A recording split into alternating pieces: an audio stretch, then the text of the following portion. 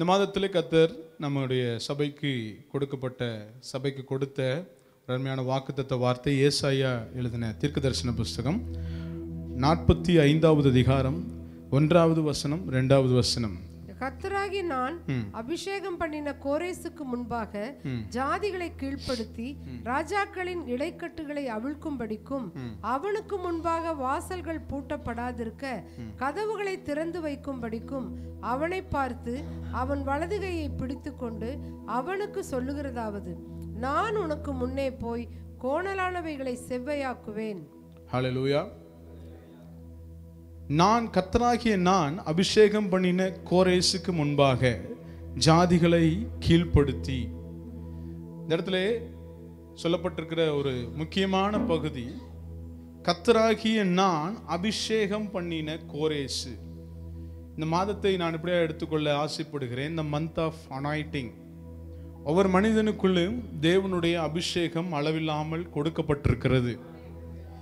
எப்பொழுது நாம் ஆண்டவராகிய இயேசு கிறிஸ்துவை சொந்த இரட்சகராக ஏற்றுக்கொண்டு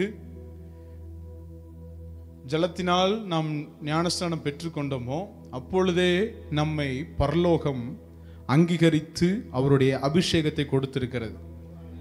இந்த அபிஷேகத்திற்குள்ள இருக்கிற வரங்கள் வெவ்வேறு வகைப்படுகிறது. அந்நிய பாஷை பேசுறாங்க, தீர்க்க தரிசனம் சொல்றாங்க, சில பேர் போதகம் பண்ணுகிறார்கள். இந்த அபிஷேகத்திற்குள் இருக்கிற வரங்கள் வேற. ஆனால் அபிஷேகம் என்பது அது ஒரு காமன் சோர்ஸ். ஒரு நதி உண்டு. அந்த நதி 4 திசையிலும் என்ன பண்ணுகிறது? சுற்றி ஓடுகிறது. ஆனால் எது மிக முக்கியம் என்னவென்றால் அபிஷேகம். அநேகருடைய வாழ்க்கையில் நாம் பார்க்க முடியும், அபிஷேகம் பெற்றிருக்கிறேன்னு சொல்லி நிறைய அந்நிய பாஷைகள் பேசுவார்கள், நிறைய தீர்க்க தரிசனம் சொல்வார்கள். ஆனால் சாட்சியுள்ள காரியங்களை பார்க்க முடியாது. ஆனால் கர்த்தர் இந்த வேளையில் உங்கள் மத்தியில் ஒரு காரியத்தை மிக முக்கியமாய் பேச வாஞ்சிக்கிற ஒரு விஷயம், நீங்கள் அபிஷேகம் பண்ணப்பட்ட கோரேசு. இந்த அபிஷேகம் பண்ணப்பட்ட கோரேசுக்கு கீழே பாருங்க, ஜாதிகளை கீழ்ப்படுத்தி ராஜாக்களின் இடைக்கட்டுகளை அவிழ்க்கும்படிக்கும் அவனுக்கு முன்பாக வாசல்கள் பூட்டப்படாது இருக்க கதவுகளை திறந்து வைக்கும்படிக்கும் அவனை பார்த்து அவன் வலது கையை பிடித்து கொண்டு அவனுக்கு சொல்லுகிறதாவது, நான் உனக்கு முன்னே போய் கோணலானவைகளை செவ்வையாக்குவேன். ஒரு மனிதனுக்குள்ள தேவனுடைய அபிஷேகம் இருக்கும் பட்சத்திலே அந்த மனிதனுடைய வழிகள் தேவனால் செவ்வையாக்கப்படுகிறது. கோணலானவைகளை அவர் செவ்வையாக்குகிறார். அநேக நேரத்திலே நம்முடைய பாதைகள், இந்த வாழ்க்கையை ஆண்டவர் நமக்கு கொடுத்திருக்கிறார். இந்த வாழ்க்கையை அனுதினமும் நம்ம தூங்குகிறோம், எழுந்திருக்கிறோம், வேலைக்கு கடந்து செல்லுகிறோம். ஆனால் ஒரு டெஸ்டினேஷன் பாயிண்ட் நோக்கி போய்கொண்டிருக்கிறோம். எத்தனை பேர் அதை அறிவீர்கள்? இப்படியே வாழ்க்கை ஏதோ போற போக்கில் போறதில்லை. அபிஷேகம் பண்ணப்பட்ட மனிதனுக்கென்று தேவன் அவருடைய வழியை நிர்ணயித்திருக்கிறார். ரட்சிக்கப்பட்டு நான் ஞானஸ்நானம் பெற்று சபைக்கு வந்து சபை கூடுகையில் பங்கெடுத்து நான் வரேன் போறேன் வார்த்தையை கேட்கிறேன் என்பதற்கு காரணம் என்னவென்றால், தேவன் வைத்திருக்கிற வழிக்கு நேராய் நாம் திரும்ப வேண்டியது, தேவன் வைத்திருக்கிற வழியிலே நாம் பிரயாணிக்க வேண்டியது மிக மிக அவசியம். அந்த வழி சில நேரங்களிலே கோணலானவைகளாக இருக்கிறது. ஆண்டவர் வைத்திருக்கிற வழியா போக முடியாதபடி சில தடைகள் வருகிறது, சில குறுக்கும் நெருக்கும் வருகிறது. இந்த காரியங்கள் எல்லாவற்றிலும் கர்த்தர் அவர் செவ்வையாய் மாற்ற அவர் போதுமானவராய் இருக்கிறார். நான் சொல்றேன், என் வழியை செவ்வையா மாற்றுவது என்னால முடியாது, அவரால் மாத்திரம்தான் முடியும். இப்படி சொல்லலாம். செவ்வையான வழி, அதாவது உண்மையான வழி, பரிசுத்தமான வழி, நல்ல கர்த்தருக்குள்ள இருக்கிற வழி, நல்ல ஆரோக்கியமான வழி, இந்த உலகத்தில் ஆசீர்வாதமான வழி, இது எல்லாவற்றையும் சேர்ந்து தருகிற ஒரே இடம் எதுவென்றால் கர்த்தருடைய வழி மாத்திரம்தான்.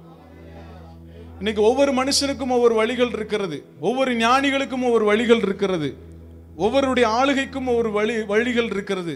ஆனால் கர்த்தருடைய ஆளுகை வருகிற இடத்துல மாத்திரம்தான் சம்பூரண ஆசீர்வாதத்தை கர்த்தர் கொடுத்து ஆசீர்வதிக்க அவர் போதுமானவராக இருக்கிறார். ஹல்லேலூயா. அப்படிப்பட்ட அந்த அபிஷேகத்திற்குள் இருக்கிற சில காரியங்களை நாம் பார்க்க போகிறோம். ஒரு மனுஷன் கர்த்தரால் அபிஷேகம் பண்ணப்படும் பொழுது அவனுக்குள்ளே காணப்படுகிற சில காரியங்களை நாம் தெரிந்து கொள்ளும் போது அது நம்மளிடத்துல இருக்குதா அப்படின்னு ஆராய்ச்சி பண்ணி பார்த்தோம்னா அது நமக்கு மிக ஆசீர்வாதமாக இருக்கும். அபிஷேகம் பண்ணப்பட்டவன் வைராக்கியம் உள்ளவனாய் இருக்கிறான். வைராக்கியம்னு சொல்லும் பொழுது மனுஷன் மேல வைராக்கியம் கிடையாது. இவங்கிட்ட பேசுவேன், பேச மாட்டேன், இப்படி இருப்பேன், அப்படி இருப்பேங்கிற வைராக்கியம் கிடையாது. இந்த வைராக்கியம் என்னவென்றால் கர்த்தர் மேல இருக்கிற நம்பிக்கையில வைராக்கியம். எந்த சூழ்நிலையிலும் நான் என்னுடைய வழிகள் கர்த்தரை விட்டு பின் திரும்புவதில்லை என்கிற வைராக்கியம். என்னுடைய எல்லா காரியத்திலும் கர்த்தரை மாத்திரமே மகிமைப்படுத்த போகிறேன் என்கிற வைராக்கியம். என்னுடைய அடையாளமே தேவன் தான் என்கிற வைராக்கியம். இன்னைக்கு அநேகருக்குள்ள சுய வைராக்கியங்கள் உண்டு. ஆண்டவர் இந்த வேளையில் சபைக்கு உங்கள் மத்தியில் சொல்லுகிற ஒரு காரியம், அபிஷேகம் பண்ணப்பட்டவன் கர்த்தருக்குள் வைராக்கியம் உள்ளவனாய் இருக்கிறான். ஹல்லேலூயா. இரண்டாவது காரியம் பாருங்க, அவனுக்குள் தேவனுடைய ராஜ்யம் வருகிறது.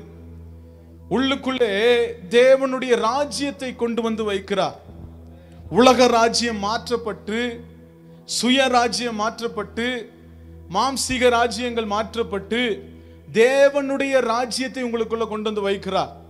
அந்த தேவனுடைய ராஜ்யம் பலனுள்ளதாக இருக்கிறது.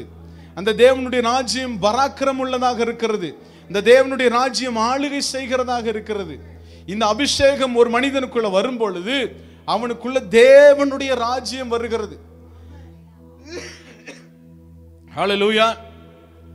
ஆண்டவர் இஸ்ரவேல் ஜனங்கள் எல்லாரும் சேர்ந்து ஆண்டவர் இடத்துல ஒரு காரியத்தை கேட்கிறாங்க. சாமுவேலுடைய காலகட்டத்தில், சாமுவேலே போதும், எங்களுக்கு ஒரு ராஜா வேணும் அப்படின்னு சொன்ன உடனே யாரோ ஒருத்தனை பிடித்து கொண்டு வந்து தேவன் ராஜாவா வைக்கல.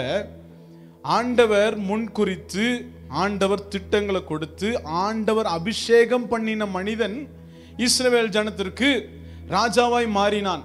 அவன் ராஜாவாய் மாறுவதற்கு முன்னமே சவுலனுடைய அடையாளம் என்னவென்றால் பென்யமீன் கோத்திரத்தான். இந்த பென்யமீன் கோத்திரத்தான் என்றால் இஸ்ரவேல் கோத்திரத்திலே கடைசி கோத்திரம். அவன் அந்த கோத்திரம் லீஸ்ட்னு சொல்லுவாங்க. அதாவது ஒரு எல்லாவற்றுக்கும் ஒரு பிரதானமான இடம் அல்ல, கடைசியான இடத்திலிருந்து தேவன் ஒரு மனிதனை கொண்டு வந்து அபிஷேகிக்கிறார். அப்படி ஒரு அபிஷேகம் வந்ததற்கு பிறகுதான் அவனுக்குள்ள இருந்த சில காரியங்கள் மாற்றப்பட ஆரம்பிக்கிறது. நான் சொல்றேன், இந்த நம்மளுடைய குடும்ப வாழ்க்கை நடத்தவோ இல்ல நம்மளுடைய இந்த உலக ஓட்டங்கள்ல நம்ம ஓடவோ நம்முடைய பலத்தினால, நம்முடைய குல கோத்திரம் அடையாளங்களினாலே நாம் ஓடி தேவனுடைய ராஜ்யத்தையோ இல்ல சில பாதைகளையோ நாம் செவ்வைப்படுத்திவிட முடியாது. நாம் எந்த இடத்துல வேணாலும் பிறந்திருக்கலாம், யாருக்கு வேணாலும் பிறந்திருக்கலாம், என்னுடைய குல கோத்திரம் என்ன வேணா இருக்கலாம். ஒரு காரியத்தை நல்லா தெரிந்துக்கோங்க, எந்த இடத்துல இருந்தாலும் தேவன் ஒரு மனிதனை அபிஷேகம் பண்ணுவாரே என்றால் அந்த அபிஷேகம் ஒரு ஆளுகையை, தேவனுடைய ராஜ்யத்தை அவனுக்குள்ள கொண்டு வருகிறது. ஹல்லேலூயா. உலகத்தில் இருக்கிற சில மனிதர்களை நாம் பார்க்கும் பொழுது தங்களுடைய ஜாதிகளை குறித்த பெரிய பெருமை உண்டு. நான் சொல்றேன், இயேசுவின் நாமத்தினாலே அது ஒரு பொல்லாத பிசாசு. ஆமென். ஒரு நபர் ஜாதியை பத்தி அதிகமா பேசுறாங்க அப்படின்னா நான் சொல்றேன், ரொம்ப கவனமா இருங்க. என்னுடைய ஸ்டேட்டஸ் அப்படின்னு பேசுறாங்கன்னா அந்த நபர் இடத்துல ஜாக்கிரதையா இருங்க. என்னுடைய குவாலிஃபிகேஷன் அப்படின்னு பேசுறாங்கன்னா ஜாக்கிரதையா இருங்க. நமக்கு ஆண்டவர் கற்றுக் கொடுத்திருக்கிற விஷயம் என்ன தெரியுமா? எளியவனை குப்பையிலிருந்து தூக்கவும் தெரியும், புழுதியிலிருந்து எனக்கு உயர்த்தவும் தெரியும். ஆனா ஒண்ணு தேவை, எனக்கு அவருடைய அபிஷேகம் தேவை. நான் எந்த இரத்தத்துல பிறந்தேன் என்கிற அடையாளம் அல்ல, எனக்குள்ள நான் மீட்கப்பட்டு, என் பாவம் கழுவப்பட்டு, நான் சுத்திகரிக்கப்பட்டு, ஜலத்தினாலும் ஆவியினாலும் பிறந்து அவருடைய அபிஷேகத்தினால் நான் அடையாளப்படுத்தப்பட்டிருக்கிறேன் என்கிற ஒரு காரியம் இருக்குமே என்றால் அந்த அபிஷேகம் உங்களை நிச்சயமாக அந்த பூமியில் ஆளுகை செய்ய வைக்கிறது. ஹல்லேலூயா. பாருங்க, ஒரு கல்யாணம் பண்ணணும், பொண்ணு மாப்பிள்ளை பேசுறாங்கன்னு முதல்ல கேட்குறேன்னா இது தெரியுமா? சைலண்டா, நீங்க சும்மா ஒரு இதுக்கு கேட்குறேன், நீங்க என்ன ஆளுக? ஹல்லேலூயா. எங்க ஸ்கூல்ல இதுவரைக்கும் ஸ்கூல்ல டெய்லியும் கேட்டே இருப்பாங்க, கம்யூனிட்டி சர்டிஃபிகேட் கொடுங்க சார். நான் சொன்னேன், எனக்கு கம்யூனிட்டியே கிடையாது. எனக்கு கம்யூனிட்டியே என்ன தெரியுங்களா? ஜென்ரல் ஓசின்னு போட்டிருங்க. இந்தியன் கிறிஸ்டின் போட்டுருங்க. இல்லை அதனால வருகிற சில பெனிஃபிட்ஸ் வராதே அப்படின்னு சொல்லுவாங்க. வரலைன்னா பரவாயில்ல, பிள்ளைகள் படித்து மார்க்குக்கு வராத குவாலிஃபிகேஷன் எனக்கு இது தேவை கிடையாது, அதனால வராத பெனிஃபிட்டும் கிடையாது. பாருங்க, நான் காலேஜ் முடிக்கும் பொழுது, நான் டிப்ளமா முடிக்கும் பொழுது 94% முடிக்கிறேன்னு நினைக்கிறேன். 94 92 94 முடிக்கிறேன். சிஐடியில் இன்ஜினியரிங் சீட் கவுன்சிலிங் போயிட்டு இருக்கு. இன்ஜினியரிங் சீட் கவுன்சிலிங் போகும்போது அந்த கேஸ்ட் வைஸ் உள்ளதெல்லாம் ஃபில் ஆயிடுச்சு. பொதுவாக சொல்லுவாங்க ஓசின்னு போட்டால் கிடைக்கான்னு சொல்லுவாங்க. என்னுடைய பெரிய கிருபை என்ன தெரியுமா, ஓசிக்கு ஒரே ஒரு சீட் மாத்திரம் வேக்கண்ட், அது நான் போகிறேன், ஃபில் ஆயிடுச்சு. அந்த அந்த அந்த ஃப்ராக்ஷன் ஆஃப் செகண்ட் 2 பேர் அந்த ஓசி கேடரில் வந்து கவுன்சிலிங் உட்காடுறோம். எனக்கு பக்கத்தில் உள்ளவன் 0.5 ஜாஸ்தி இருக்கிறான். அவனும் எனக்கு என்னுடைய ஆசை என்னென்னா வீடு பக்கத்தில் இருக்கனால சிஐடி தேவை. அவன் என்ன கேட்பான்னு எனக்கு தெரியாது. நான் ஜெபம் ஆண்டவரே கிடைக்கணும் அப்படின்னு. அவங்க போய் உட்காந்து அவன் கேட்குறான், எனக்கு ஜிசிடி கொடுங்க அப்படின்னு கேட்குறான், எனக்கு சிஐடி கொடுங்கன்னு கேட்குறேன். 2 பேருக்கும் சீட்டு வந்தது. அல்லேலூயா. நான் எதுக்கு சொல்கிறேன் அப்படின்னா, தற்பெருமைக்கோ சுயப்பெருமைக்கோ அல்ல. நான் சொல்கிறேன், கர்த்தர் உங்களை நடத்தும் பொழுது, கர்த்தர் உங்களை ஆசீர்வதிக்கும் பொழுது, நான் சொல்கிறேன் நிச்சயமாய் உங்களை அவர் ஜாதிகளை உங்களுக்கு கீழ்ப்படுத்தி சகல காரியங்களையும் உங்களுடைய பாதத்தின் அண்டையில் கொண்டு வந்து வைக்க இந்த அபிஷேகத்தினால் உங்கள் நிரப்பவர் போதுமானவராக இருக்கிறார். ஹல்லேலூயா. ஜாதிகளை குறித்ததான கரிசனைகள், இனங்களை குறித்ததான குவாலிஃபிகேஷனை குறித்ததான காரியங்கள் எல்லாவற்றையும் மாற்றி இஸ்ரவேலில் சவுலை தேவன் அப்படிதான் கொண்டு வரார். நீ ராஜாவை கேட்குற, ராஜாவை எங்கிருந்து கொண்டு வரணுங்கிறது எனக்கு தெரியும். ஆனால் நான் எந்த இடத்துலேருந்து ஒரு மனுஷனை தூக்குனாலும் அந்த மனுஷனுக்குள்ள என்னுடைய அபிஷேகம் வறுமை என்றால் அந்த மனுஷன் சமஸ்த இஸ்ரவேலை ஆளுகை செய்ய முடியும். நான் சொல்றேன், தேவனுடைய அபிஷேகம் ஒரு மனுஷனுக்குள்ள வரும் பொழுது ஒரு பலத்த கிரியை நடப்பிக்கிறது. ஆமென் சொல்லுங்களேன். ஹல்லேலூயா. அபிஷேகம், அபிஷேகம், அபிஷேகத்திற்கு ஒரு அருமையான வார்த்தை இருக்கிறது, ராயல் டிவைன் அப்படின்னு சொல்லுவாங்க. அப்படின்னா என்ன அர்த்தம்னா தெய்வீக அரசம். ஆமென் சொல்லுங்களேன். Royal divine. ஒரு மனிதனுக்குள்ள அபிஷேகம் வரும் பொழுது அவன் தெய்வீக அரசாட்சியை கொண்டு வருகிறான். உங்களுக்குள்ள இருக்கிற அபிஷேகம் உங்க வீட்டில், உங்க குடும்பத்தில், உங்க பிஸ்னஸ்ல, உங்களுடைய வேலைகளில், உங்களுடைய பிரயாசங்களிலே தெய்வீக அரசாளுகையை கொண்டு வந்து நிறுத்தி கர்த்தருடைய நாமத்தை உயர்த்த போதுமானதாக இருக்கிறது. இந்த அபிஷேகம் எங்க இருந்து வந்துச்சுன்னா மனுஷன் அபிஷேகிக்கல, கர்த்தர் அபிஷேகித்தார். ஆமென் சொல்லுங்களேன். கோரேஸ் கர்த்தரால் அபிஷேகம் பண்ணப்பட்ட கோரேஸ். இந்த கோரேசை குறித்து சொல்லும் பொழுது, இந்த கோரேசு ஒரு இஸ்ரவேல் கோத்திரத்தான் கிடையாது, அவன் ஒரு புறஜாதியான். ஆனாலும் கர்த்தர் மேல இருக்கிற ஒரு பக்தி வைராக்கியத்தை கர்த்தர் பார்த்தார். அவன் அபிஷேகம் பண்ணி கர்த்தர் நிறுத்துவார் என்றால், நான் சொல்றேன், இத்தனை நாள் நீங்க கர்த்தருடைய ஆலயத்திற்கு வாரம் ஆமென் ஞாயிற்றுக்கிழமை வீடுகளில் கர்த்தர் ஆராதித்து பாடி கர்த்தர் மேல நம்பிக்கையா இருக்கிறீங்க அப்படின்னா நிச்சயமாய் கர்த்தருடைய அபிஷேகம் உங்க வாழ்க்கையில இறங்கும். நீங்க நினைக்க முடியாத, நீங்க ஆளுகை செய்ய முடியாத இடங்களிலே கர்த்தர் அந்த அபிஷேகத்தை கொண்டு வந்து நிறுத்த போதுமானவராய் இருக்கிறார். அபிஷேகத்தை குறித்து அடுத்த ஒரு காரியம், வேறு பிரிக்கப்பட்ட அனுபவம். இந்த வேறு பிரிக்கப்பட்ட அனுபவத்தில் தான் மிகப்பெரிய கோளாறு உண்டாகிறது. வேறு பிரிக்கப்பட்டதுன்னு சொன்ன உடனே நகை நட்டெல்லாம் கழட்டிட்டு, ஆமென், அப்படியே வெள்ளை சாரியெல்லாம் கட்டிட்டு அப்படி இருக்கிறது பேர் வேறு பிரிக்கப்பட்ட அனுபவம் கிடையாது. உள்ளுக்குள்ளே உங்களுக்குள்ள ஆவியின் கனிகள் உண்டாக வேண்டியது அவசியமாக இருக்கிறது. நல்ல ஒரு ஆமென் சொல்லுங்களேன். அபிஷேகத்திற்குள்ள பாருங்க, நான் நம்புறேன் 8வது மாதத்தை முடித்து 9வது மாதத்திற்குள்ள வந்திருக்கிறோம். ஆமென். கர்த்தர் இந்த மாதத்தில் உங்களுக்கு 9 கனிகளை கொடுத்து ஆசீர்வதிக்க அவர் போதுமானவராய் இருக்கிறார். ஒரு மனிதன் கர்த்தரால் அபிஷேகம் பண்ணப்படும் பொழுது அவனுக்குள்ள வேறு பிரிக்கப்பட்ட அனுபவம் என்றால், அவன் நகையெல்லாம் கழட்டிட்டு சேரையெல்லாம் ஒயிட்டெல்லாம் மாற்றிட்டு அப்படியே யாரை பார்த்தாலும் சிரிக்காமல் இருக்கிற வேறு பிரிக்கப்பட்ட அனுபவம் கிடையாது. அவனுக்குள்ள ஆவியின் கனிகள் கிரியை செய்ய ஆரம்பிக்க. நல்ல ஒரு ஆமென் சொல்லுங்களேன். எடுத்து வாசிக்கலாம். கலாத்தியர் எழுதின நிருபம் 5வது அதிகாரம் 2வது வசனத்திலிருந்து. கனியோ அன்பு, சந்தோஷம், சமாதானம், நீடிய பொறுமை, தயவு, நற்குணம், விசுவாசம், சாந்தம், இச்சையடக்கம். இப்படிப்பட்டவைகளுக்கு விரோதமான பிரமாணம் ஒன்றும் இல்லை. ஹல்லேலூயா. ஒரு மனிதனுக்குள்ள அபிஷேகம் வரும் பொழுது அவனுக்குள்ள ஆவியின் கனிகள் செயல்பட ஆரம்பிக்கிறது. அதாவது சொல்லுவாங்க அபிஷேகத்தினுடைய, நான் சொன்ன ராயல் டிவைன் அப்படின்னு சொன்னேன். அபிஷேகத்தினுடைய இன்னொரு மீனிங் என்ன தெரியுமா? தி ப்ராஸ்பெரிட்டி. சொல்லுங்களேன், செழிப்பு. ஆமென். செழிப்பின் அனுபவம். ஒரு மனிதன் செழிப்பு என்று சொல்லும் பொழுது வேதாகமத்தின்படி செழிப்பு என்றால் ஷாலோம் என்று அர்த்தம். சொல்லுங்களேன், செழிப்பு என்றால் ஷாலோம் என்றால் சமாதானம் என்று அர்த்தம். ஒரு மனுஷன் செழிப்பா இருக்கிறாங்கிறதுக்கு அடையாளம் என்னவென்றால் அவனுடைய வாழ்க்கையிலே கர்த்தர் சமாதானத்தை கொண்டு வருகிறார். இன்னைக்கு உலகம் முழுவதும் நீங்க தேடி பார்த்தாலும் கோடான கோடி செல்வங்கள் வரட்டும், கோடான கோடி ஆசீர்வாதங்கள் வரட்டும், கோடான கோடி பணம் வரட்டும், எல்லா ஆடம்பரங்களும் வரட்டும், ஆனால் இருதயத்திற்குள்ள வர வேண்டிய செழிப்பை ஒரு மனிதனால் பெற முடியவில்லை. இருதயத்திற்குள்ள வர வேண்டிய சமாதானம் இல்லை. ஆனால் நமக்கு எல்லாருக்கும் ஒரு நிச்சயம் இருக்கிறது. என்ன தெரியுமா? நம்முடைய ஆண்டவராகிய இயேசு கிறிஸ்து பரத்திலிருந்து சகல சம்பூரணங்களினாலும் நம்மை நிரப்பி, நல்ல ஒரு ஆமென் சொல்லுங்களேன். எனக்கு தேவையான ஆசீர்வாதங்களையும் அவர் கொடுக்கிறார், எனக்கு தேவையான சமாதானத்தையும் கொடுக்கிறார். இந்த செழிப்புக்கு அடையாளமே நம்முடைய ஆண்டவர் தான். ஹல்லேலூயா.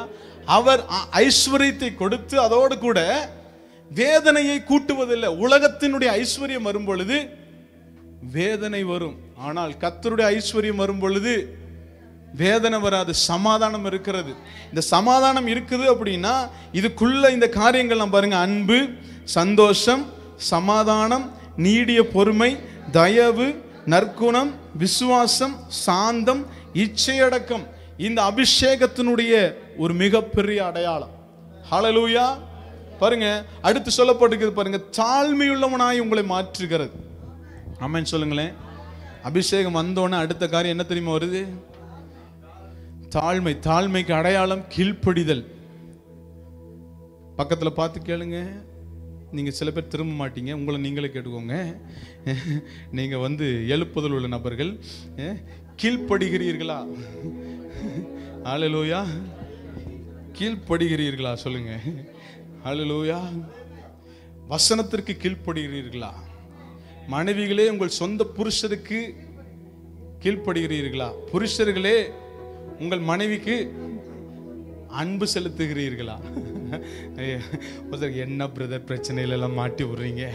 ஏற்கனவே மனைவிக்கு கீழ்ப்படிஞ்சு தானே இவ்வளவு பிரச்சனை. ஹல்லேலூயா, ஸ்தோத்திரம், ஆமென்.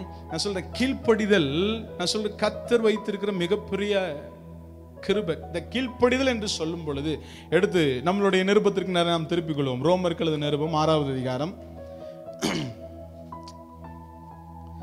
14-23. கிருபைக்கு கீழ்ப்பட்டிருக்கிறபடியால் பாவம் உங்களை மேற்கொள்ள மாட்டாது. இதனால் என்ன? நாம் நியாயப்பிரமாணத்திற்கு கீழ்ப்பட்டிராமல் கிருபைக்கு கீழ்ப்பட்டிருக்கிறபடியால் பாவம் செய்யலாமா? கூடாதே.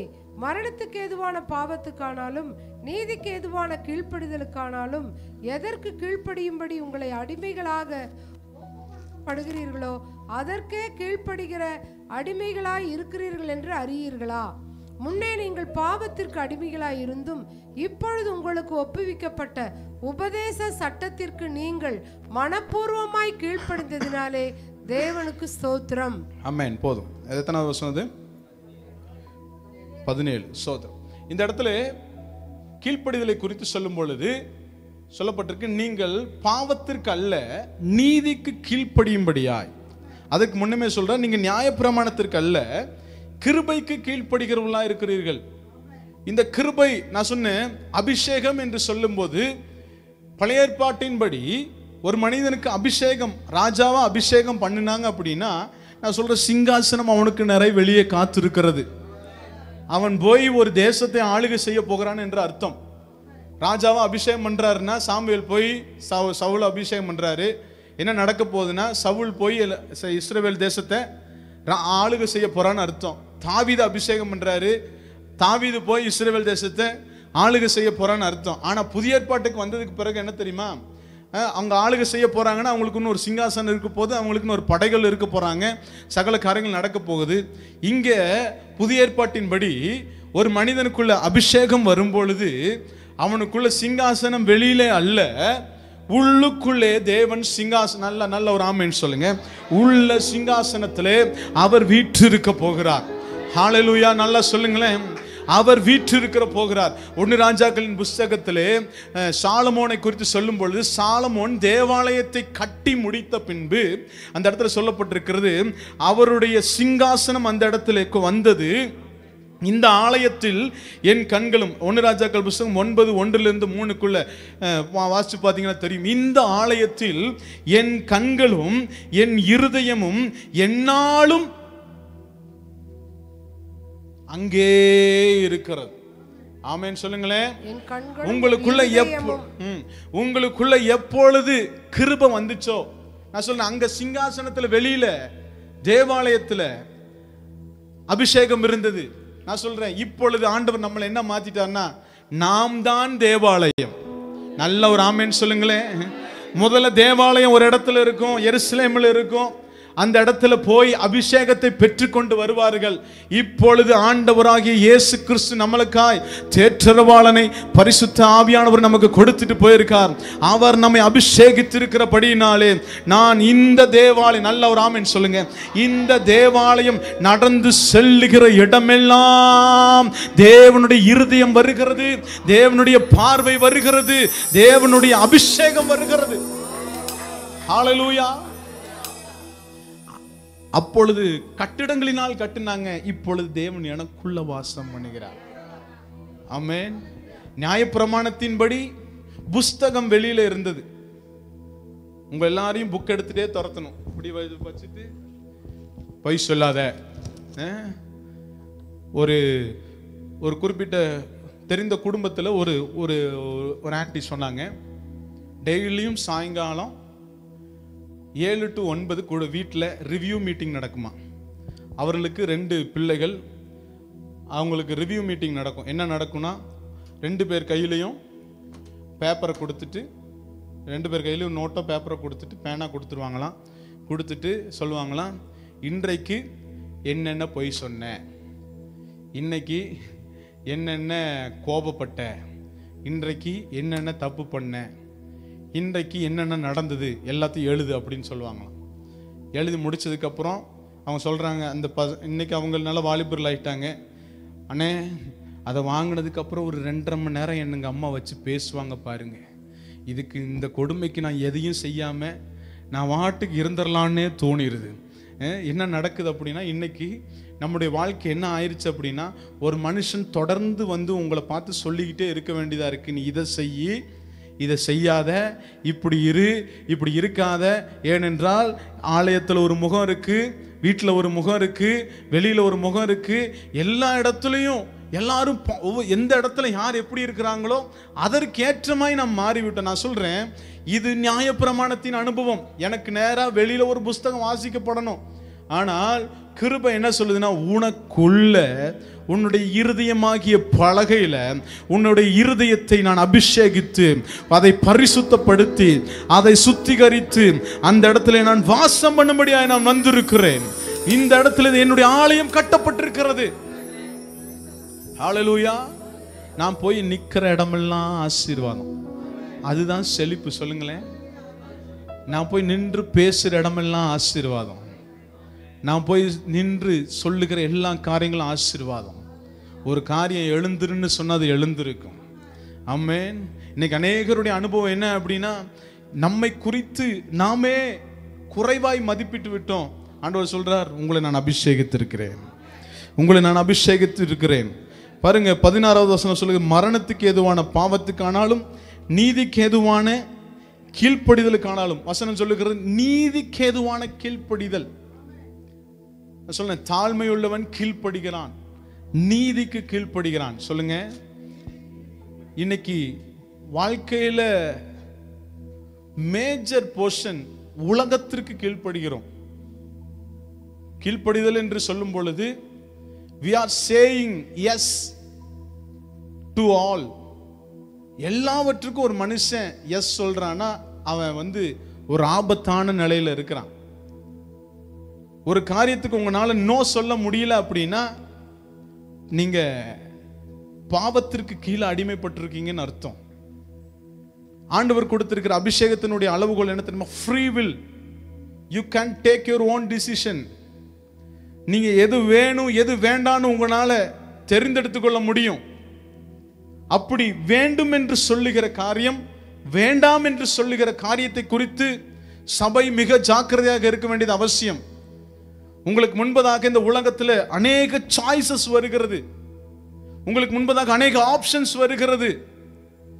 அப்படி வரும்பொழுது நீங்கள் ஒரு காரியத்தில் நினைவில் கொள்ள வேண்டியது அவசியம். நான் அபிஷேகம் பண்ணப்பட்டவன். எதற்கு எஸ் சொல்லணும், எதற்கு நோ சொல்லணும்? தம்முடைய ஜீவ சுவாசத்தை கொடுத்து உருவாக்கப்பட்ட ஆதாமும் ஏவாளும் ஏதேன் தோட்டத்தில் எதற்கு நோ சொல்ல வேண்டுமோ அதுக்கு நோ சொல்லாதபடியினாலே வந்த மாற்றம். நான் சொல்றேன், உங்க வாழ்க்கையில சில நேரத்தில் சில விஷயத்துக்கு நோ சொல்ல முடியாதபடி கீழ்ப்படிந்துட்டீங்க பாவத்திற்கு. நான் சொல்றேன், ஒரு காரியத்திற்கு நீங்க நோ சொல்லியிருந்தீங்கன்னா உங்கள் என்டையர் லைஃபே மாற்றப்பட்டிருக்கும். எங்க அம்மா அடிக்கடி என்கிட்ட சொல்லுவாங்க, ஆண்டவர் நமக்கு பரலோகத்துக்கு போனதுக்கு பிறகு ஆண்டவர் நம்மகிட்ட இந்த காரியத்தை மாத்திரம் நீ கொஞ்சம் இப்படி திரும்பி இப்படி நோ சொல்லியிருந்தீங்கன்னா, இல்லை இப்படி திரும்பி இதுக்கு எஸ் சொல்லியிருந்தீங்கன்னா உன் லைஃபே பிரகாசமாக மாறி இருக்குமே. அந்த இடத்துல உனக்கு எத்தனை வாய்ப்பை கொடுத்து. நான் சொல்கிறேன், ரொம்ப கவனமாக இருங்க. ஏனென்றால் வசனம் சொல்லுகிறது, புத்தியுள்ள கன்னிகைகள் புத்தி இல்லாத கன்னிகைகள். புத்தியுள்ள கன்னிகள் தங்களுடைய விளக்கு முழுவதும் எண்ணெயினால் நிரப்பி எடுத்துட்டு குறைஞ்சிச்சுன்னா ஃபில் பண்ணுறதுக்கு எடுத்துட்டு போனாங்க. இன்னும் புத்தி இல்லாத கன்னிகள் என்ன பண்ணாங்க, அவங்களுக்கு தேவைங்கிறத மாத்திரம் எடுத்துட்டு போனாங்க. நான் சொல்றேன், அபிஷேகம் பண்ணப்பட்டவர்கள் ஆயத்தமாகி சில காரியங்களை ஞானமாய் செயல்பட ஆரம்பிக்கிறாங்க. நான் சொல்றேன், சில காரியங்கள்ல நீங்க நிரப்ப வேண்டியதை நிரப்பி, கீழ்ப்படிய வேண்டிய விஷயங்களுக்கு கீழ்ப்படிந்து, ஆயத்தமாய் இருக்க வேண்டிய விஷயங்களுக்கு ஆயத்தத்தோடு இருங்க. பாருங்க, சில நேரத்தில் நம்ம சொல்லுவோம், இதுக்கு ஆயத்தமா இருங்க, இதுக்கு ஜெபம் பண்ணுங்க, இதுக்கு கீழ்ப்படிங்க அப்படின்னு உங்கள்கிட்ட சொல்லும் பொழுது இதுல என்ன வந்துறப்போது? நான் சொல்றேன், சில நேரத்தில் ஆயத்தப்பட வேண்டியது அவசியம். ஒரு நிர்விசாரம், நம்மை குறித்து ஒரு பெரிய நினைப்பு. வசனம் சொல்லுகிறது, உங்களுக்கு நீங்க இந்த பூமியில் இருக்கும் பொழுது நீங்க வேலை செய்கிற இடத்துல உங்களுக்கு யார் எஜமானோ அவங்களுக்கு என்ன பண்ணுங்க, கீழ்ப்படிங்க. உங்களுக்கு யார் அதிகாரியோ அவங்களுக்கு கீழ்ப்படிங்க. உங்களுக்கு யார் உத்தரவாதியோ அவனுக்கு நீ அடங்கி இருக்க வேண்டியது அவசியம். ஆனால் எனக்குள்ள இருக்கிற மீறுதல், எனக்குள்ள இருக்கிற அந்த டெடிகேஷன், கமிட்மெண்ட் இதெல்லாம் குறைந்ததுனாலே தேவன் கொடுக்க நினைக்கிற ஆசீர்வாதம் மாறிவிட்டது. இன்றைக்கு ஆண்டவர் உங்களோடு கூட ஒரு காரியத்தை பேசுகிறார் என்று விசுவாசிக்கிறேன். நீதிக்கு நேராய் கீழ்ப்படிந்து தேவனுடைய நீதி வெளிப்படும்படியாய் ஆயத்தமாய் இருக்கும் பொழுது கர்த்தர் தம்முடைய அபிஷேகத்தினால் உங்களை நிரப்ப அவர் போதுமானவராக இருக்கிறார். ஹல்லேலூயா. 17வது வசனம் சொல்லுங்க, முன்னே நீங்கள் பாவத்திற்கு அடிமைகளாய் இருந்தும் இப்பொழுது உங்களுக்கு ஒப்புவிக்கப்பட்ட, சொல்லுங்களேன், உபதேச சட்டம். நீங்கள் மனப்பூர்வமாய் கீழ்ப்படிந்ததினாலே தேவனுக்கு ஸ்தோத்திரம். உபதேச சட்டம். நமக்கென்று ஒரு உபதேசம் இருக்கிறது. ஆமென். சர்ச்சுக்கு வரோம், போறோம், கேட்கிறோம். இன்னைக்கு நிறைய நேரத்தில் பிரச்சனை என்ன அப்படின்னா, ஒரு ட்ரீட்மெண்ட்டுக்கு குணப்படுத்துறதுக்கு மெடிசன் ரெடி. ஆனால் மெடிசனை யூஸ் பண்ண வேண்டிய நாம் யூஸ் பண்ணாமல் இன்னும் அப்படியே வச்சிருக்கோம். அப்ளை பண்ணாமல் அதை அப்படியே வச்சிருக்கிறோம். ஒரு விஷயத்தை காதுல கேட்பதனால மாற்றம் வந்துடாது, அதை கேட்டதின்படி செயல்படும் பொழுதுதான் மாற்றம் வரும். உபதேசத்தை கேட்கிறோம், அநேக வசனங்களை கேட்கிறோம், ஆலயத்தில் தவறாமல் உட்காருகிறோம். ஞாயிற்றுக்கிழமை தவறாம வருகிற விசுவாசிகள் தான் நாம். ஆனால் சொல்லப்படுகிற உபதேச சட்டங்களுக்கு, வேதத்தின்படி சொல்லப்படுகிற காரியங்களுக்கு கீழ்ப்படிய வேண்டியது அவசியம். முன்னாடி சொல்றாரு, நீ எதற்கு கீழ்ப்படுகிறியோ அது உன்னை என்ன பண்ணுது? அடிமையாக வைத்திருக்கிறது. நீ உனக்கு தோன்றுகிற சில எண்ணங்களின் அடிப்படையில் அதற்கு நீ உடன்பட்டு என்ன பண்ணிட்டு போயிட்டு இருக்க? கீழ்ப்படிந்து போற. ஆனால் வேதத்தின்படி உபதேச சட்டத்திற்கு நேராக உன்னை கீழ்ப்படுத்த வேண்டியது அவசியம். வசனத்திற்கு உன்னை கீழ்ப்படுத்த வேண்டியது அவசியம். நான் நம்புறேன், உங்களுக்கு வசனத்தை தான் நான் சொல்றேன்னு நம்புறேன். ஆமேன்னு சொல்றீங்களா? இல்ல வசனம் சொல்லலைன்னா இல்ல அப்படி இல்லைன்னு சொல்லிருங்க. வசனத்துக்கு புறம்பா ஏதாவது சொல்றோமா? டெய்லி ஜெபம் பண்ணுங்க, டெய்லியும் பைபிள் படிங்க, சபை கூடி வரதில் மிஸ் பண்ணாதீங்க, பரிசுத்தமா வாழுங்க, கீழ்ப்படிந்து வாழுங்க,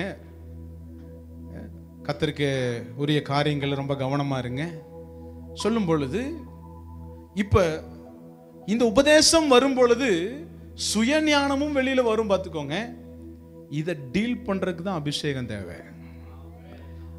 ஒரு மனிதனுக்குள்ள 2 வகையான தாட்ஸ் எழும்புகிறது. ஆதாம் ஏவாளினிடத்துல இந்த சர்ப்பம் பேசும் பொழுது சர்ப்பம் சொல்லுது, ஆண்டவர் இப்படி சொன்னாரா? ஆமா சொன்னாரு.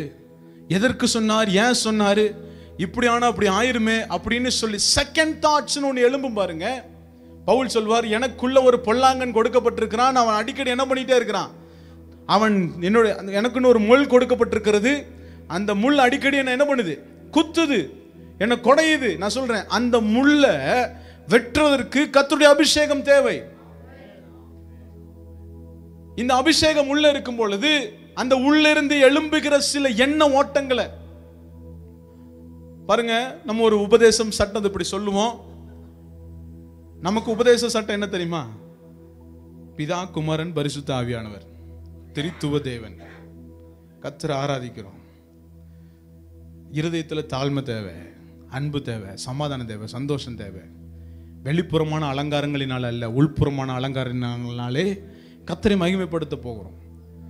நாம் கர்த்தருக்கு பிரியமாய் வாழ வேண்டியது அவசியம். ஒரு நபர் என்கிட்ட பேசின, நகை போடுறது சரியா தவறா, பூ வைக்கிறது பொட்டு வைக்கிறது சரியா தவறா, அது போடுறது தவறா, இது போடுறது தவறு. நான் சொன்னேன், இதெல்லாம் ஒரு பக்கம் இருக்கட்டும், உள்ளுக்குள்ள இருக்கிற மனுஷன் கர்த்தருக்கு பிரியமா இருக்க வேண்டியது அவசியம். பூ வைக்கிறது, நகை போடுறது, இது அவங்களுக்கும் அவங்க கல்ச்சருக்கும் உண்டான காரியம். உள்ளான மனுஷன் கர்த்தருக்கு கீழ்ப்படிந்து, கர்த்தருடைய நீதிக்கு கீழ்ப்படிந்து, கர்த்தருடைய வசனத்துக்கு கீழ்ப்படிந்து, உபதேச சட்டத்திற்கு கீழ்ப்படிந்து அவன் தேவசாயலாய் மாறும் பொழுது அவன் வாழ்க்கையில் ஆசீர்வாதம் வருகிறது. ஹல்லேலூயா. ஒரு மிஷனருடைய ஒரு சாட்சியில் அவர் சொல்றார், நான் ஒரு குறிப்பிட்ட ஒரு காட்டுப்பகுதிக்குள்ள ஊழியத்துக்கு நான் போகும் பொழுது, அந்த இடத்துல நான் கிட்டத்தட்ட ஒரு 12 வருஷம் நான் ஊழியம் பண்ணேன். ஊழியம் பண்ணும் பொழுது ஒரு நாள் கூட நீ இயேசு கிறிஸ்துவை ஏற்றுக்கொள்னு நான் சொன்னதே கிடையாது. ஆனால் இயேசு கிறிஸ்து என்னெல்லாம் செய்வாரோ அதை செய்தேன். ஆமென். அவன் என் பின்னே வந்து எனக்குள்ள இருக்கிற இயேசுவை அவன் அடையாளம் கண்டு கொண்டான். அது நிமித்தம் இன்றைக்கு ஒரு 40-50 சபைகள் நிறுவப்பட்டிருக்கிறது. இன்னைக்கு இந்த உலகத்தில் மாற்றம் வர முடியாததுக்கு காரணம் என்னவென்றால், நான் சில வெளிப்புறமான சில காரியங்களுக்கு கீழ்ப்படிந்துட்டேன்.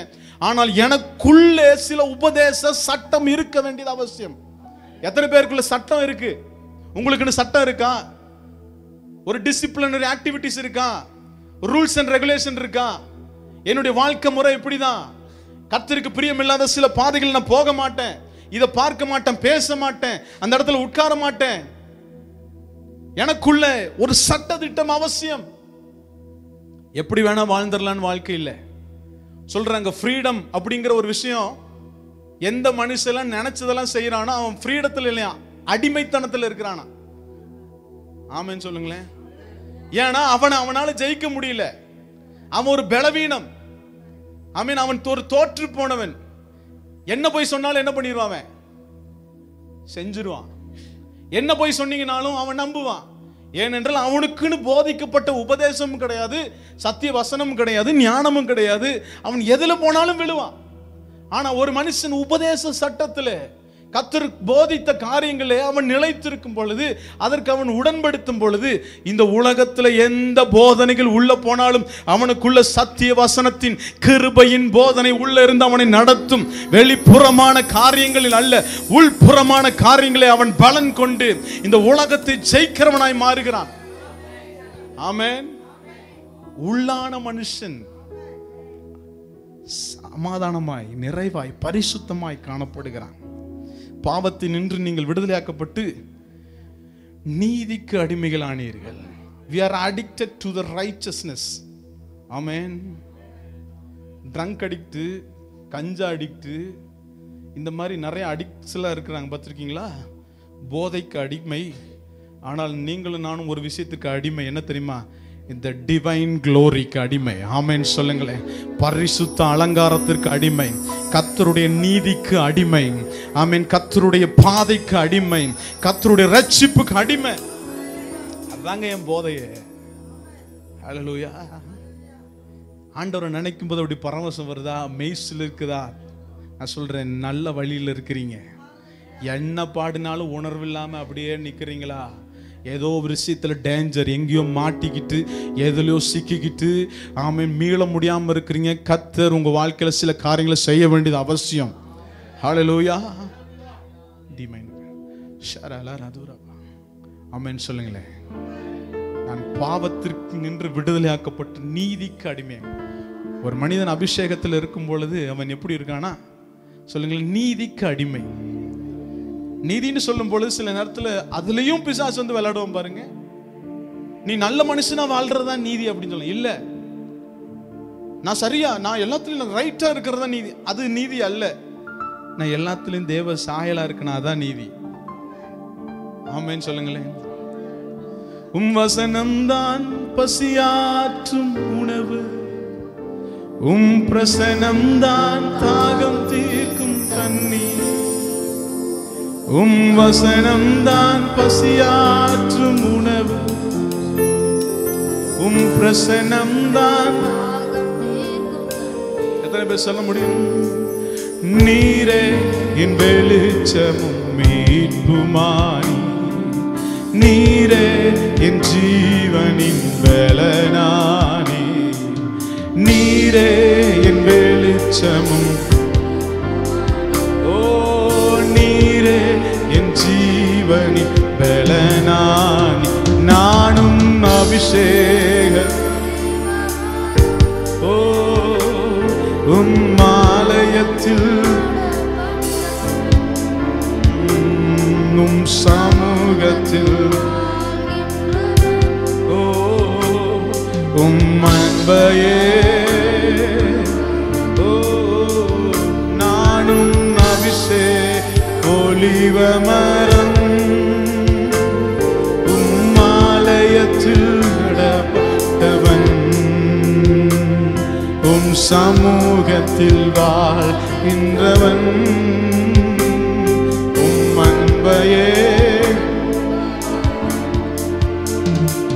நல்லா கவனிங்க. எங்க போனாலும் ஒரு கூட்டத்தையே கூட்டிட்டு போவாங்க, பார்த்திருக்கீங்களா? அந்த மாதிரி எங்க போனாலும் சமூகத்தையே கூட்டிட்டு போயிடணும். ஆமென் சொல்லுங்களேன். பழைய ஏற்பாட்டின்படி ஒரு மனுஷன் ராஜாவா மாறினானா அவனுக்குன்னு தளபதிகள் இருப்பாங்க, அவனுக்குன்னு கூட்ட யுத்த ஜனங்கள் இருக்கும், அவனுக்குன்னு யுத்த களம் இருக்கும். ஆனா இயேசு கிறிஸ்துவினால் அபிஷேகம் பண்ணப்பட்ட உங்களுக்கு எனக்கும் ஒரு வித்தியாசமான அனுபவம் என்ன தெரியுமா?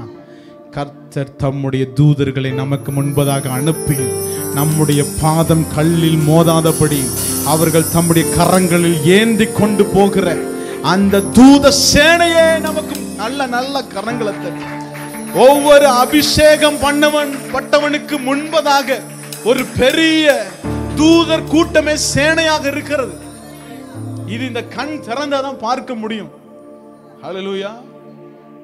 ஐயா எலிசா வெளியே வந்திருக்கிறான், நம்மளை கொல்ல போறான் வைக்கிறான் அப்படின்னு கேட்கும் போல சொல்றாரு, ஏய் சும்மா உன் கண்ணை திறந்து பாருனா கூட்டம் கூட்டமா தூதர்கள் நின்றது உண்மை என்றால் நான் சொல்றேன், நீ அபிஷேகம் பண்ணிருப்பாய், அபிஷேகம் பண்ணப்பட்ட அனுபவத்தில் இருப்பாய் என்றால் உன்னை எதிர்த்து அநேக காரியங்கள் உன்னை சேதப்படுத்தும்படி வரலாம். இன்றைக்கு உங்களை பார்த்து சொல்றேன், உங்களுடைய எதிர்த்து வந்த காரியங்களுக்கு முன்பதாக கர்த்தருடைய ஓங்கிய புயம் யுத்தம் செய்ய போதுமானவதாக இருக்கு. விசுவாசிக்கிறவங்க கரங்களை, ஆமென். எதை கேட்டாலும் அப்படியே உட்கார்ந்துருக்கல. நான் அபிஷேகம் பண்ணப்பட்டிருக்கேன்னா என்ன ஒருத்தனும் தொட முடியாது. சொல்லுங்களேன், நான் என்ன ஒருத்தனும் டச் பண்ண முடியாது. ஹalleluya. anointed person, நான் அபிஷேகம் பண்ணப்பட்டவன்.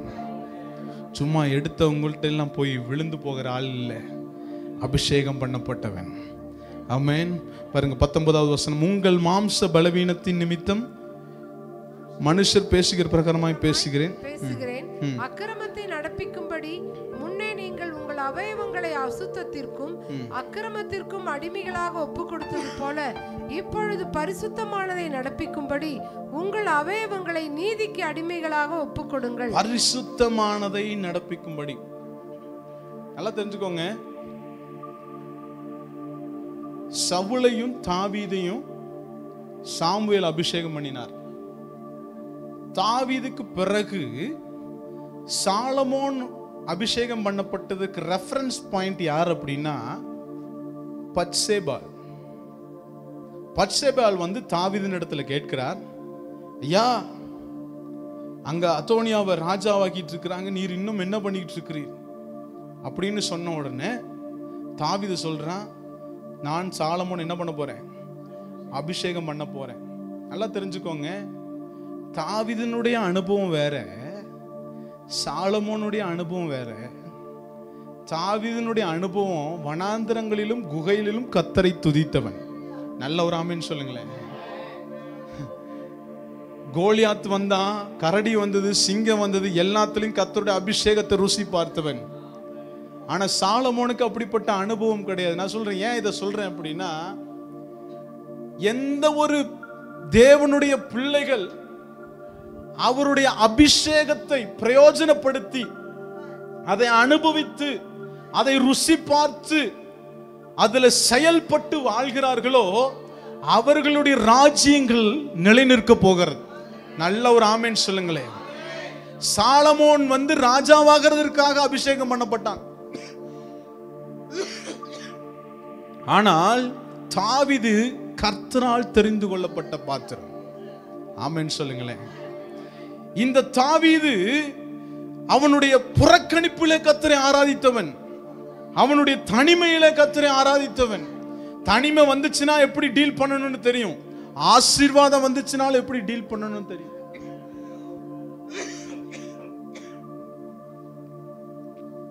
இன்னைக்கு ஆண்டவருடைய பிள்ளைகளுடைய வாழ்க்கையில பெரிய போராட்டம் என்ன தெரியுமா?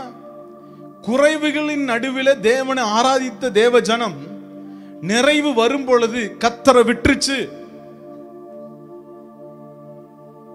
பணம் குறைவு, கஷ்டம், பிரச்சனைன்னு இருக்கும்போது ஆண்டவரே ஆண்டவரேன்னு பிடிச்சிட்டு இருந்த தேவ ஜனம் நிறைவு வந்தோடனே ஆண்டவரை விட்டுருது. நான் சொல்றேன், சபை ரொம்ப ஜாக்கிரதையா இருக்கணும். ஆண்டவர் உங்களை அபிஷேகித்திருக்கிறார். இந்த அபிஷேகத்துக்கு இன்னொரு பேர் ப்ராஸ்பெரிட்டின்னு சொன்ன, செழிப்புன்னு சொல்றேன். நீ ஆசீர்வாதத்தை துரத்தக்கூடாது. ஆசீர்வாதம் உன்னை துரத்தணும். நீ ஆசீர்வாதத்துக்கு அடிமை கிடையாது, ஆசீர்வாதம் உனக்கு அடிமை. சகல ஆசீர்வாதங்களையும் தாவீது டீல் பண்ண கத்துக்கிட்டான். ஆனா சாலமோனால டீல் பண்ண முடியல. ஆலயம் கட்டப்பட்டு முடிந்ததோ இல்லையோ, இவர் வேற ட்ராக்ல போயிட்டார் சாலமோன். நான் சொல்றேன், கர்த்தர் உங்களை அபிஷேகித்திருக்கிறார். ஏன் இதை சொல்றேன்னா, அபிஷேகம் வரும்பொழுது ஆசீர்வாதங்கள் உங்களை துரத்தும். ஆசீர்வாதம் துரத்தும் பொழுது அந்த ஆசீர்வாதம் உங்களுக்கு தான் அடிமையா இருக்கணுமே தவிர அந்த ஆசீர்வாதத்திற்கு நீங்கள் அடிமைகளாய் மாற்றப்பட்டு விடக்கூடாது. நாம் அவர் சமூகத்திலே செயல்படுகிறவர்கள், அவருடைய வழிகளிலே செயல்படுகிறவர்கள், அவர் சபையாய் மாற்றின. ஏனென்றால் வசனம் சொல்லி, நான் உனக்கு முன்னே போய்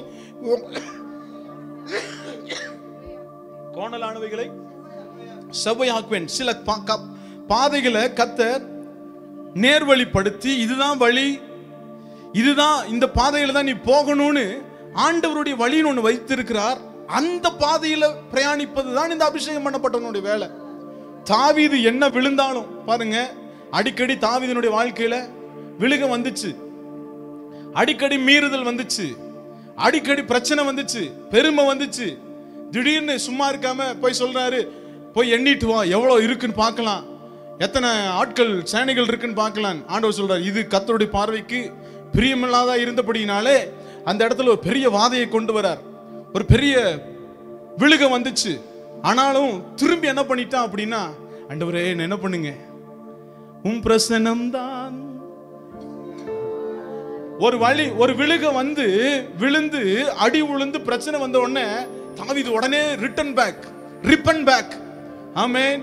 கர்த்தருடைய சமூகத்தை திரும்பி வந்து சொல்ல, ஆண்டவரே உம் பிரசன்னம் தான் பசியாற்றும் உணவு, உம் வசனம் தான் பசியாற்றும் உணவு, உம் பிரசனம் தான் தாகம் தீர்க்கும் தண்ணீர், உம் வசனம் தான் உணவு, உம் பிரசனம் தான்.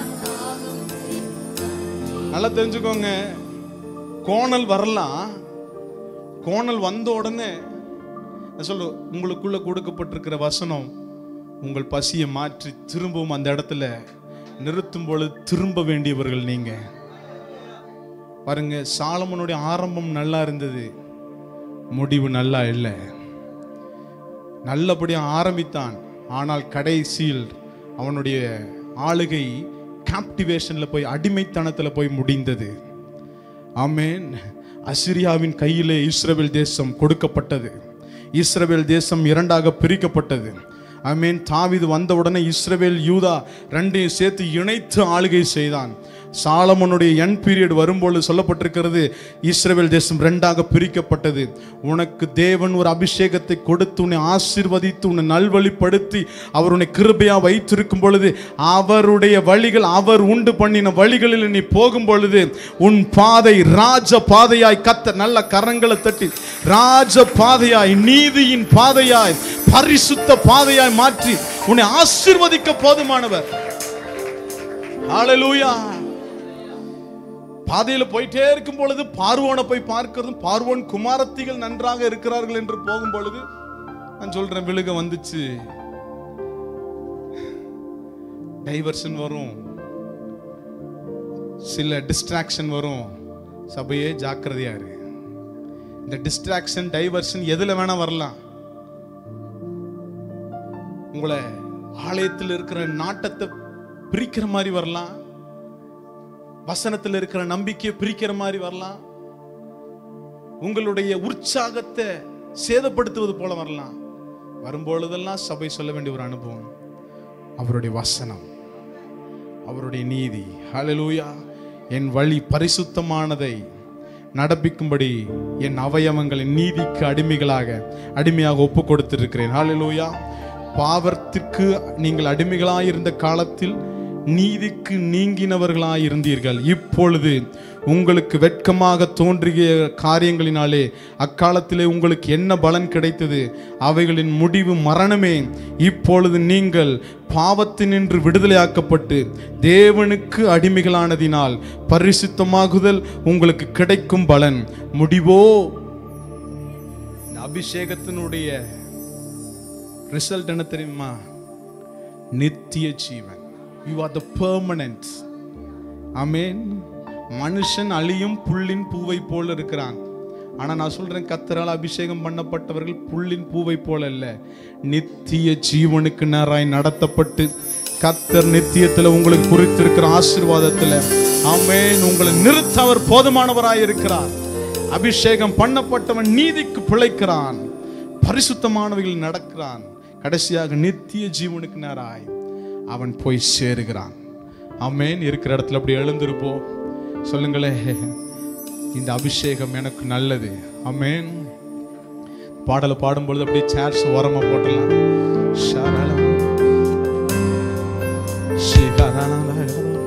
நான் உங்க அபிஷேக ஒளி மரம் ஆண்டவரே.